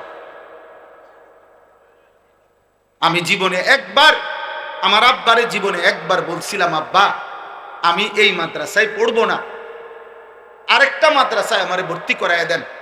আমার আব্বা বলছিল, ফুত পরের লোকমা ভাত আমার ঘরে খাইও না, সাবধান। পরের লোকমা দিতে নিষেধ করছে, যে বাইর তোমার জেনে মনে কর পড়লে পড়ো, না পড়লে বাদ দাও, কিন্তু আমার ঘরে এক লোকমা ভাত খাইও না। কসম খোদার, চোখের পানি ফেলতে ফেলতে পরে মাদ্রাসায় গেছি গাজে, এই বাপ বাদ দিত না। হ্যাঁ, আহা, দুপুরবেলা মায়ের হাতের রান্না করা ভাত খাইয়া মুসলমানের বাচ্চা এই নাফরমান সেই যে 2টা বাজে বাইরেছে, রাত 11টা বাজে ঘরে ফিরছে, আবার ভাত খাইয়া ঘুমায় গেছে। আহা, মা বাপ একটাবার জিজ্ঞাসাও করে না যে রে কিরে ফুত আসর নামাজ কই পড়ছো, মাগরিব কই পড়ছো, এসব এখন কারো কোনো কিছুর দরকার নাই, তো টিয়া হইলেই তো হইছে। টেনশন শুধু একটাই, বিদেশ যাইব নি, টাকা কামাই করব, পয়সার দরকার, পয়সা। তার নামাজ দিয়ে তে বুঝুক আমার টাকার দরকার। এই জন্য ফুতেরে কয় যে বুঝছি তোমারে দিয়ে হইতো না, কোনো কামে লাগলে লাগো, নইলে বাড়ি যাবে। টাকা দিলে লাইনে আছে, টাকা না দিলে বেলাইনে আছে। সন্তান বোঝা গেল, আপনার সন্তান আপনার টাকা উপার্জনের মেশিন বানাইছেন। এটা 18 বছরের ছেলেটা আপনাকে আল্লাহ দিছে পয়সা কামানোর লেগা, এটা এর মধ্যে আখেরাত নাই। আপনার স্ত্রীর আখেরাত নাই, আপনার মেয়ের আখেরাত নাই। এটাই সফলতা যে পয়সাওয়ালা জামাই সাইয়া মেয়েটা বিয়ে দিছি, খালাস, সফল। আল্লাহ আমাদেরকে বুঝ দান করেন, আল্লাহ আমাদেরকে ফিকির দান করেন। অনুভূতি চাই বাবা। অভিভাবক আপনারা বদলান, আপনারা চেঞ্জ করেন, আপনারা হিসাব লাগান। এই সমাজ এমনি ছেড়ে দিলে হবে না, আগামী প্রজন্ম নিরাপদ থাকবে না। এই ছেলে পেলে এরা তোমরা বড় হইবা বাবা, আমার কথা বুঝো। তোমরা যারা এই 14, 16, 18, 20 বছর বয়সী একটা প্রজন্মের যদি বড় অংশ, তোমরা যদি বেনামাজি হইয়া বেড়ে ওঠো, তোমরা যদি নারী দেখতে দেখতে, ছবি দেখতে দেখতে, উলঙ্গ দৃশ্য দেখতে দেখতে তোমরা যদি বেড়ে ওঠো, খোদার কসম আব্বা, তোমাদের হাতের পরের জেনারেশন ওরা বহুত বড় কমবক, বড় বেশি দুশ্চরিত্র হবে। এটা মনে রাখো। আমি আমার আব্বারে দেখছি জীবনভর সাদা টুপি পরতেন। আমার বাবা জীবনে কোনোদিন রঙিন টুপি পরে নাই, আমি জীবনে কোনোদিন পরি, আমার ছেলে কোনোদিন পরে। তাহলে এটা একটা সিলসিলা আছে মানুষের। বাবার আসর থাকে মানুষের উপরে, মায়ের আসর থাকে, বংশের প্রভাব থাকে মানুষের উপরে। তাহলে তোমার আমার ভাই, তোমরা যখন বড় হবা, আল্লাহ চাহে তো আল্লাহ তোমরা হায়াত দিক, তোমরা বিবাহ করবা, তো তোমাদের বিবাহের পরে আল্লাহ যদি তোমাদেরকে সন্তান দেয়, তো তোমার এই আখলাকের উপরে তোমার সন্তান কি হবে?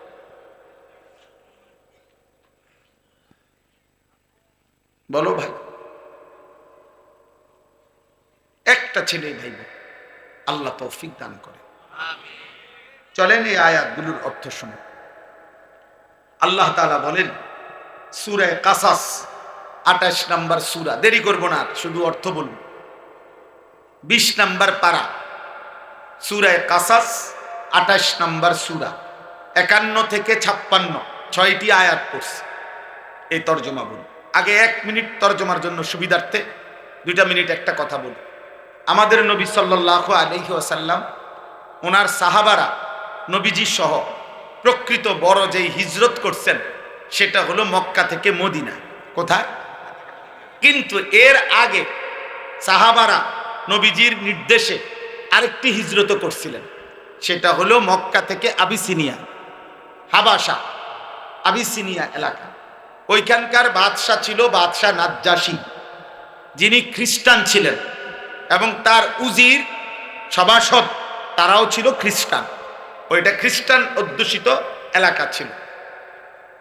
বর্তমান মানচিত্রে এটার নাম হলো ইথিওপিয়া। আমার যে দেখাইছিলেন একজন না, হ্যাঁ, আল্লাহর ঘরে একজন মৌলানা দেখছিলাম আমরা, ইথিওপিয়া আলেম।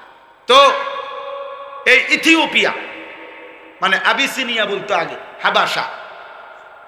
এই হাবসার মধ্যে আল্লাহর নবী সাল্লাল্লাহু আলাইহি সাল্লামের আদেশে নবীজি সাল্লাল্লাহু আলাইহি সাল্লামের নবুয়তের ৭ম বছর সাহাবায়ে কেরাম প্রায় ৭২ থেকে ৭৪ জন ওনারা মক্কা থেকে সেখানে হিজরত করে গেছিলেন। তো তারা যখন, আমি সংক্ষেপে বলতেছি, তারা যখন হিজরত করে চলে গেছে মক্কা ছেড়ে ওই এলাকায়, এই খ্রিস্টানদের এলাকায় নিরাপত্তার জন্য, ওই বাদশা খুব ন্যায়পরায়ণ ছিল, এই নাজ্জাশী বাদশা। তো মক্কার 2 জন কুরাইশ নেতা, কাফের নেতা মক্কায়, তারা ওই আবিসিনিয়ায় গেছে নাজ্জাশী বাদশার কাছে অভিযোগ নিয়ে যে আপনার এলাকায় আমাদের এলাকার থেকে কিছু দুষ্কৃতিকারী, কিছু মনে করেন চোর ডাকাইতের মতো কইল আর কি, বা কিছু খারাপ চরিত্রের লোক আমাদের এলাকার থেকে ভাইগা আপনার এলাকায় এসে আশ্রয় নিছে, আপনি তাদেরকে আমাদের কাছে ফিরাইয়া দেন, নয়তো আপনার এলাকার নিরাপত্তা শূন্যতা হবে। তো নাজ্জাশী বাদশাহ খ্রিস্টান, সে বলতেছে যেই আসুক আমি সরাসরি তার মুখ থেকে তাদের আত্মপক্ষ সমর্থনের সুযোগ না দিয়া আমি তোমাদের হাতে তুলে দেব না, বাইর করব না, ওরা কথা বলে রাখ, আমি শুনি কি কইতে চায়। তো বাদশাহ নাজ্জাশী তখন ওই সাহাবায়ে কেরামের এই জামাতকে খবর দিছে যে তোমাদের বিশেষ একটা প্রতিনিধি বাদশার দরবারে আসো এবং তোমাদের কথা বলো, তোমরা কোত্থেকে আসছো, কেন আসছো, কি হয়েছে তোমাদের ঘটনা বলো। এখন ৭২ জন সাহাবীর পক্ষ থেকে রাসূলুল্লাহ সাল্লাল্লাহু আলাইহি ওয়াসাল্লামের আপন চাচাতো ভাই হযরত জাফর ইবনে আবি তালিব রাদিয়াল্লাহু তাআলা আনহু, জাফর এই মুতার যুদ্ধে যিনি শাহাদাত বরণ করছিলেন, নবীজির আপন চাচাতো ভাই, মানে আলী রাদিয়াল্লাহু তাআলা আনহুর ভাই জাফর, এই উনি নেতৃত্ব দিয়ে আরো 10-12 জন নিয়ে বাদশার দরবারে আসছে। আয়েশা বাদশা এবার বলছে যে এই 2 জনকে চিনো? বলছে হ্যাঁ চিনি, ওরা আমাদের এলাকার, ওই যে কুরাইশ যে কাফের 2 জন আইছে না, ওরা, ওদেরকে চিনো? হ্যাঁ চিনি, আমাদের। আচ্ছা, এখন তোমরা কেন আসলা এই এলাকায়, আর তোমরা কি ছিলা, কি হইল, কেন আইলা? তখন তাফসীরের মধ্যে আছে হযরত জাফর ইবনে আবি তালিব রাদিয়াল্লাহু তাআলা আনহু একটা লম্বা ভাষণ দিছে এই বাদশার দরবারে। বলেছে, বাদশাহ আমরা চরিত্রহীন ছিলাম, লম্পট ছিলাম, নারী, জিনা, ব্যভিচার, মদ, জুয়া, হত্যা, খুন, চুরি, ডাকাতি, রাহাজানি, মারামারি, হানাহানি, এই ছিল আমাদের জীবন। আমরা এটাই করতাম। আমাদের জীবন ছিল নারী, নেশা, মারামারি, এই 3 জিনিস এবং যাবতীয় পাপ। আমাদের বংশ থেকে আমাদের দীর্ঘদিনের পরিচিত 40 বছর ধরে আমরা যাকে দেখছি, আমাদের চোখের সামনে যে বড় হইছে, যার চরিত্র আখলাক আমরা একেবারে বুঝ হওয়ার পর থেকে কোনোদিন যার চরিত্রে আমরা কোনো কলঙ্ক দেখি নাই, এমন একজন পুত পবিত্র মানুষ, তিনি আমাদেরকে একটি ধর্মের দিকে আহ্বান করছেন, এক কালেমার কথা আমাদেরকে বলছেন এবং এই যাবতীয় অপরাধ পাপ ছেড়ে দিতে বলছেন। তা আমরা আল্লাহকে মেনে ওই নবীর কথা অনুসরণ করে আমরা আগের যত মন্দ অভ্যাস এগুলো ছেড়ে দিছি এবং এখন আমরা আল্লাহর ইবাদত করি, আমরা মানুষের হক আদায় করি, ইনসাফের উপরে চলতে থাকি, এই আমাদের অপরাধ। এই কথাটা সত্য কিনা এটা অবরিজিন। ওই যে এই 2 জন এখন মক্কার কুরাইশ এই 2 লোককে নাজ্জাশী বাদশা জিজ্ঞাসা করছে যে বলো বলো যে সে যে বলছে এই কথা ঠিক কিনা। এবার হেরা কহ ঠিক, কত তাহলে একটু আগে কি বললা, উল্টাটা বললা কেন? তারা আগে না খারাপ ছিল, এখন তো তারা ভালো হয়েছে। তখন এই শুনেন কথাটা, নাজ্জাশী বাদশা তখন উপস্থিত তার খ্রিস্টান যারা সভাসদ মানে উজির নাজির তারা তো সব বসে রয়েছে। তো তাদের সামনে বাদশাহ নাজ্জাশী তখন তিনি বললেন ওই যে জাফর রাদিয়াল্লাহু তাআলা আনহুকে যে তাহলে তোমাদের সেই নবীর উপরে নাজিলকৃত যে কিতাব কোরআন আসমানি কিতাব এটা আমার একটু শোনাও তো। তো তখন হযরত জাফর রাদিয়াল্লাহু তাআলা আনহু সূরা মারইয়াম যেখানে আল্লাহ তাআলা হযরতে মরিয়ম এবং ঈসা আলাইহিস সালামের কথা উল্লেখ করছেন, তারা তো উনারই মানে, কথা বুঝছেন কিনা? উনারে মানে না, খ্রিস্টানরা ঈসা এবং মরিয়মকে মানে। এই সূরাটা তেলাওয়াত করছে আল্লাহর দয়ায়, তিনি তেলাওয়াত করছেন আল্লাহর কোরআন। আর নাজ্জাশী বাদশার দুই গাল দিয়া চোখ দিয়া অঝরে পানি ঝরতেছিল। পুরা মজমার যত উজির নাজির সব অঝরে কাঁদতেছিল। যখন তেলাওয়াত থামছে তখন তিনি বললেন নাজ্জাশী যে আল্লাহর কসম আমি তোমাদের নবীর নাজিলকৃত এই কোরআনের কথা আমি সর্বান্তকরণে মেনে নিলাম। উপস্থিত অনেক লোক এবং বাদশাহ কালেমা পড়ে ইমানদার হইলেন। এরপরে আল্লাহর নবী সাল্লাল্লাহু আলাইহি সাল্লাম যখন নিজে সশরীরে মক্কা থেকে মদিনায় হিজরত করে গেলেন, মদিনায় হিজরতের 7 বছর পর 7ম হিজরিতে মদিনার ইহুদিদের সাথে সাহাবাদের নবীজির একটা চূড়ান্ত যুদ্ধ হয়েছিল, খায়বরের যুদ্ধ। এই খায়বরের যুদ্ধে আল্লাহ তাআলা যখন মুসলমানদেরকে বিজয় দিয়েছেন, এই বিজয়ের পর তখন ওই আবিসিনিয়াতে যে সাহাবীরা এতদিন ওইখানে ছিল ওনারা আর ওইখান থেকে যারা খ্রিস্টান ধর্ম থেকে মুসলমান হয়েছে এরকম একটা প্রতিনিধি দল মদিনায় আল্লাহ রাসূল সাল্লাল্লাহু আলাইহি সাল্লামের কাছে আসছে। এখানে আসছে আর কি, মদিনায় এখন আসছে। আসার পরে তারা আল্লাহর নবী সাল্লাল্লাহু আলাইহি ওয়াসাল্লাম ওনার কাছে তারা বলছে আমরা আপনার প্রতিনিধির হাতেই আমরা প্রথম তেলাওয়াত আল্লাহর কোরআন শুনেই আমরা কালেমা পড়ছি এবং আমরা ইতিপূর্বেও আমাদের নবী ঈসার উপরে নাজিলকৃত ইনজিল এবং আমাদের নবী ঈসাকে আমরা আপনার কোরআনের বর্ণনা যেরকম ঈসা নবীর ব্যাপারে আল্লাহর বান্দা তিনি আল্লাহর পুত্র না, আমরা ঠিক এটাই মানতাম এবং ইনজিল আমরা মেনে নিছি। আবার আপনার কোরআনও মানলাম, আপনার উপরও আমরা ঈমান আনলাম। আমরা কারো সাথে মন্দ আচরণ করি না। আমরা আপনার জন্য এখন আমাদের আর্থিক সম্পত্তি থেকে সাদাকা করতে চাই, দান করতে চাই। আমরা আমাদের আখলাক ওনাদের সংস্পর্শে আমরা শুনাইলাম। এই কথাগুলো যখন শুনাইছেন তখন আল্লাহ তাআলা কোরআনুল কারীমের এই আয়াতগুলো নাজিল করে এই মানুষগুলো যারা আসছে, যারা আগে নবীর উপরে ঈমান রাখছে, ইনজিল মেনে নিছে, এখন আবার পুনরায় কোরআন শুনেই মেনে নিছে, নবীজিকেও মেনে নিছে, আল্লাহ তাদের প্রশংসা করতে গিয়ে কোরআনুল কারীমের এই আয়াতগুলো নাজিল করছে। এবার দেখেন তরজমা। আল্লাহ তাআলা বলেন ওয়ালাকাদ ওয়াসালনা লাহুমুল কাওলা লাআল্লাহুম ইয়াতাযাক্কারুন। আল্লাহ তাআলা বলেন আমি আল্লাহ আমার কোরআনের মধ্যে যাবতীয় কথা বারংবার বলেছি। কোনো কথাই আমি অস্পষ্ট, অগোছালো, সামান্য ইঙ্গিত অল্প স্বল্প বলে ছেড়ে দেই না। প্রত্যেক কথা আল্লাহর প্রতি ঈমান, রাসূলের প্রতি ঈমান, আখিরাতের প্রতি ঈমান, যা বলা দরকার তা বারবার এই ওয়াসালনা শব্দের অর্থ বারবার বলেছি, যেন আমার বান্দার কলিজায় ঢোকে, যেন প্রত্যেকেই আমি আল্লাহর কথা থেকে উপদেশ গ্রহণ করতে পারে।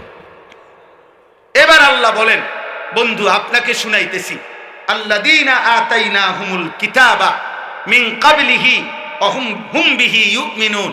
যে মানুষগুলো আপনার সামনে আছে এরা ইতিপূর্বে আমি যেই আসমানি কিতাব নাজিল করেছিলাম ইনজিল তার উপরে ঈমানদার ছিল। ওরা না বললো আমরা ছিলাম, আল্লাহ স্বীকৃতি দিছে হ্যাঁ এরা ছিল। ওয়া ইদা ইউতলা আলাইহিম, আবার যখন তাদের সামনে আমার কোরআন তেলাওয়াত করা হলো ক্বালু আমান্না বিহি, এরা সাথে সাথে বলছে আমরা এটাও মেনে নিলাম। ইন্নাহুল হাক্কু মির রাব্বিনা, এই কোরআন নিশ্চয়ই আমাদের আল্লাহর পক্ষ থেকে সত্যি সত্যি নাজিল হয়েছে। সুবহান।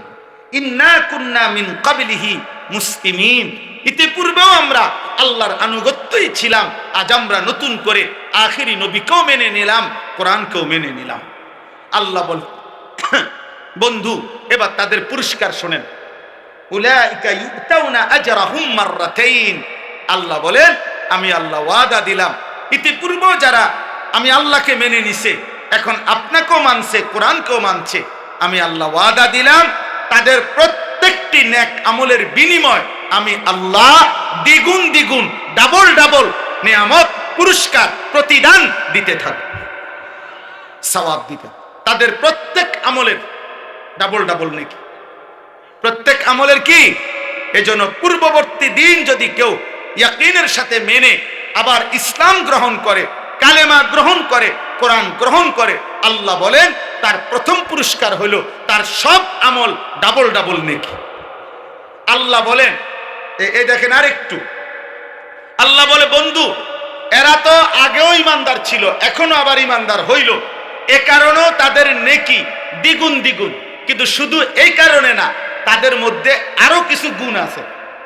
এবার আল্লাহ এই গুণগুলোর প্রশংসা করতেছে, যে এদের মধ্যে আরো কিছু গুণ আছে, এই গুণগুলো কারণেও আমি আল্লাহ কিয়ামত পর্যন্ত যার মধ্যেই থাকবে তাদেরকেও আমি আমার নেকি দ্বিগুণ দ্বিগুণ দিতে থাকব।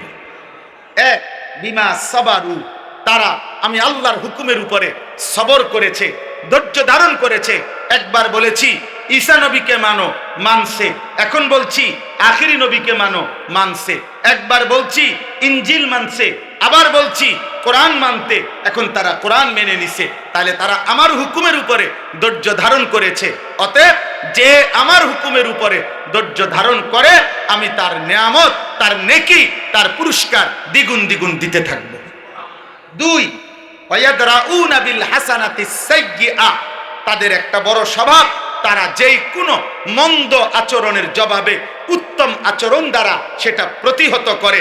এটা তাদের, এজন্য তাদের পুরস্কার দ্বিগুণ। আর এই গুণ যার মধ্যে থাকবে, মন্দ আচরণের জবাবে যে উত্তম আচরণ করবে মানুষের সাথে, আমি তাকেও দ্বিগুণ দ্বিগুণ নেকি দিতে থাকবো। তিন নাম্বার অমিম্মা রাযাকনাহুম ইউনফিকুন, আমি আল্লাহর দেওয়া রিজিক থেকে তারা আমার পথে সাদাকা করছে, দান করছে, এ কারণে তাদের পুরস্কার দ্বিগুণ দ্বিগুণ। এই পুরস্কার কিয়ামত পর্যন্ত যারা আমি আল্লাহকে মেনে আমার পথে প্রতিনিয়ত দান সদকা করতে থাকবে, তাদের নেকিও আমি আল্লাহ দেব দ্বিগুণ দ্বিগুণ। চার নাম্বার ওয়া ইযা সামিউল লাগওয়া আ'রাজু আনহু ওয়া ক্বালু লানা আমালুনা ওয়া লাকুম আমালুকুম, আল্লাহ বলে তাদের একটা বড় বৈশিষ্ট্য, যেই কোনো বেহুদা কথা, বেহুদা কাজ, মন্দ কথা, গুনাহ মিশ্রিত কথা, অশ্লীল কথা, বেহায়া কথা, অসভ্য কথা, নাজায়েজ কথা, হারাম কথার কোনো মজলিস পরিবেশ তারা যখনই দেখে শুনে, আ'রাজু আনহু, তারা তার থেকে সরে যায়। আর তাদেরকে গুনার এই কথার মধ্যে যদি যোগ দিতে বলে, ও আইও না, ওদূর বইও না, গপ মারি, গীবত করি, পরের গালিগালাজ করি, তারা বলে লানা আমালুনা ওয়া লাকুম আমালুকুম, তোমার কাজ নিয়ে তুমি থাকো, আমি আমার আল্লাহ নিয়ে আসি। সালামুন আলাইকুম, তোমার জন্য আল্লাহর কাছ থেকে শান্তি কামনা করছি, আল্লাহ যেন তোমাদেরকেও হেদায়েত দেয়। লা নাবতাগিল জাহিলিন, কোন জাহেল, মূর্খ, নাফরমান, পাপীর সঙ্গী আমরা হতে রাজি না। আল্লাহ বলে এটা তাদের আখলাক, এজন্য তাদের পুরস্কার দ্বিগুণ দ্বিগুণ কিয়ামত পর্যন্ত। আমার যে বান্দা ইমানদার, কিশোর তোমাদেরকে বলি, যুবক তোমাদেরকে বলি, বয়স্ক বাবা আপনাদেরকে বলি, আমাকেও বলি, পর্দার আড়ালের মা বোনকেও বলি, আল্লাহ বলছে যে মন্দ কথা, মন্দ কাজ, গুনার কথা, নাপাক কথা, নাজায়েজ কথা, হারাম কথা, গালিগালাজের কথা, অসভ্য কথা, বিশ্রী কথা, নোংরা কথা, কুফরি কথা, শিরকি কথা, নিফাকি কথা, বিদআতি কথা, কবিরা কথা, হারাম যত কথা, যত পরিবেশ, এখান থেকে যে অ্যাভয়েড করে চলে, আড়াল করে চলে, আল্লাহ বলে বান্দা তোর এই ধৈর্য সবরের কারণে তোর প্রত্যেক আমলের বদলা আমি দ্বিগুণ দ্বিগুণ দেব। সর্বশেষ আল্লাহ বলেন, হে নবী, শেষ কথা, আমি আপনাকে যা কিছু বলছি বন্ধু, আপনি তো বলবেন, পুরস্কার তো দিতে থাকবেন, দেব আমি, তবে একটা কথা বন্ধু মনে রাখবেন, আমার কথা, এই কোরআনের কথা, আখিরাতের কথা, কবরের কথা, আমার কালেমার দাওয়াত আপনি তো দিতে থাকবেন, তবে এটা শুধু মনে রাখবেন, চূড়ান্ত হেদায়েত শুধুমাত্র আমি আল্লাহর হাতে, কোনো মাখলুকের হাতে না। এই জন্য বাপ, আমি যে কথাটা মাঝখান দিয়ে বলছি, আমি যদি মৃত্যু পর্যন্ত বলে যাই, আমাদের সমস্ত হুজুররাও যদি মৃত্যু পর্যন্ত বলে যায়, পৃথিবীর সব বক্তা, সব ওয়াইজ, সব পীর, সব বুজুর্গ একত্রে বলে গেল, মূলত পরিবর্তন, হেদায়েত, চূড়ান্ত হেদায়েত এটা কার হাতে? ইন্নাকা লা তাহদি মান আহবাবতা, হে নবী, আপনি একা চাইলে কাউকে হেদায়েত দিতে পারবেন না, ওয়ালাকিন্নাল্লাহ ইয়াহদি মান ইয়াশা, বরং আল্লাহ যাকে চান তিনি তাকে হেদায়েত দিবেন। ওহুয়া আ'লামু বিল মুহতাদিন, প্রকৃত পক্ষে হেদায়েত পাবে কারা কারা সেটা আল্লাহই জানে। কে জানে? একটা উদাহরণ দেই। আবু জেহেল নাম শুনছেন কিনা? আবু লাহাব নাম শুনছেন কিনা? আবু বকর নাম শুনছেন কিনা? ওমর নাম শুনছেন কিনা? তো মনে করেন এই চারজন মানুষের নাম বললাম, চারজনই কুরাইশ, চারজন একই বংশের লোক, একই মহল্লার মানুষ, একই মক্কার মানুষ, নবী সাল্লাল্লাহু আলাইহি সাল্লামের আশেপাশে থাকে এরা। আল্লাহ তাআলার দায়িত্ব নিয়ে পেয়ে নবী সাল্লাল্লাহু আলাইহি সাল্লাম কালেমার দাওয়াত, ইমানের দাওয়াত আবু জেহেলকেও দিছে, আবু লাহাবকেও দিছে, আবু বকরকেও দিছে, ওমরকেও দিছে। কিন্তু আসমানওয়ালা রব আল্লাহ বলছে, বন্ধু আবু বকরকে আমি নিলাম, আবু জেহেলকে নিলাম না, ওমরকে নিলাম, আবু লাহাবকে নিলাম না। যদি বলেন এই দুইজনকে কেন নিলেন, আল্লাহ বলবেন আমার ইচ্ছা। যদি বলেন এই দুইজনকে কেন নিলেন না, আল্লাহ বলবেন আমার ইচ্ছা। কার ইচ্ছা? এই জন্য নওজোয়ান তোমাদেরকে বলি, শেষ কথা, রাত গভীর, আব্বা মনে রাখো, তুমি ছাড়াও ইসলাম বিজয় হবে। হ্যাঁ, সেদিন আবু জেহেলকে ছাড়া, আবু লাহাবকে ছাড়াও ইসলাম বিজয় হইছে, কালেমার বিজয় হইছে, পৃথিবীময় আল্লাহর দ্বীন প্রচার হইছে। অতএব আমরা এতটুকুই শুধু যে আমরা বলি, আমাদের জিম্মাদারি এটাই, যত চিৎকারি করি, যত আহাজারি করি, যত চোখের পানি ফেলি, ফায়সালা কোথায়? কোথায়? খালাস, আমরা এই আশায় আছি যে ফায়সালা তো আসমানওয়ালা দিবে। অতএব মাহদী আসবে, দাজ্জাল বের হবে, ইসলামের বিজয় হবে, দাজ্জালের পতন হবে, ইহুদিদের পতন হবে, পৃথিবীময় ইসলামের খেলাফত উড়বে, কালেমার পতাকা উড়বে। খোদার কসম, আগামী দিনে আরেকবার কসম খোদার, নবী বলছে যদি ইসরাফিলের ফু দিতে আর একদিনও বাকি থাকে কিয়ামতের, তবুও মাহদী আসবে, দাজ্জাল বের হবে, যুদ্ধ হবে, ঈসা আলাইহিস সালাম আসমান থেকে নেমে আসবে, ইহুদিদের শেষ বেঈমানের পতন হবে, মৃত্যু হবে, আল্লাহর কালেমা, ঈমানের পতাকা, ইসলামের খেলাফা সারা পৃথিবীময় আরেকবার প্রতিষ্ঠিত হবে। খোদার কসম, এটা আখিরি নবীর ফয়সালা। নবী সাল্লাল্লাহু আলাইহি সাল্লাম এটা বলেছেন। অতএব ঈমানদার যুবক, দ্বীনের জন্য, মাহাদির জন্য, ইসলামের জন্য, কালেমার জন্য কয়জন লাগবে, এই ফয়সালা কার হাতে? কারে নেবে, এই ফয়সালা কার হাতে? অতএব চরিত্রহীন যুবক, লম্পট যুবক, নারী, অশ্লীল ছবি, জিনা ব্যভিচারের দৃশ্য দেখে তোমরা যারা আছো, মনে করো না তোমার মতো অপদার্থের জন্য ইসলাম আটকায় যাবে। তোমার মতো আকামলা ছাড়াও ইনশাআল্লাহ ইসলামের বিজয় হবে, কালেমার বিজয় হবে। কিন্তু একদিন চোখ বন্ধ হইলে দেখবা, কবরে গেলে ফেরেশতা তোমার মতো নাফরমানকে লাথি দিয়া কবরে পাঠাইবে জাহান্নামে। সেদিন বুঝবা এই মৌলবীদের কথা কতটা দরকার ছিল। সেদিন বুঝবা এটুকু নামাজ পড়তে পারতে, সেদিন বুঝবা আল্লাহরে ডাকতে পারতা ইচ্ছা করে, শরীর স্বাস্থ্য সবই ছিল, কিন্তু নাফরমানি করবে। অতএব রাত গভীরে আমি বললাম, সমস্ত কিশোর যুবক ভাই, দয়া করে নষ্ট হইও না। এই পৃথিবী তোমারে মনে রাখবেন, কেউ তোমার জন্য বসে নাই রে আব্বা। তুমি অ্যাক্সিডেন্ট করে দেখো, পিছনের গাড়ি থামে না, সাইডে দিয়ে যায় না। কত সিএনজি প্রতিদিন অ্যাক্সিডেন্ট হয় না, কত গাড়ি, কত মানুষের লাশ পড়ে থাকে, কত মানুষ আহত হয়ে পড়ে থাকে। হয়তো 5 মিনিট জ্যাম বাজে, 10 মিনিট জ্যাম বাজে, এরপরে আস্তে আস্তে সাইডে দিয়া সবাই চলে যায়। স্বার্থপর এই দুনিয়া, কেউ থামে না। ধোকা ধোকা, এই বন্ধু নামের যেসব শয়তান তোমার লগে এখন আড্ডা দেয়, নারী দেখে, ছবি দেখে, উলঙ্গ দৃশ্য দেখে, তোমারে ফুর্তি করে, এই হাইওয়ান তোমার বিপদে থাকবে না। তুমি পাওটা ভাঙ্গা দেখো আর ওরে ক বন্ধু তোর ফাড়ও তুই ভাঙ, সে জীবনও না, বলবে ভালো থাকিস, আচ্ছা যা। এই জন্য চরিত্রহীনের খপ্পরে পড়ো। আমি বললাম চরিত্রহীনের খপ্পরে পড়ো, নিজেরে চালাক মনে করো। আম হাসিবাল্লাযীনা ইয়ামালুনা আস-সাইয়্যাতি আন ইয়াসবিকুনা, আল্লাহ বলে বান্দা ভেবো না গুনাহ করে আমারে ডিঙ্গাইলে।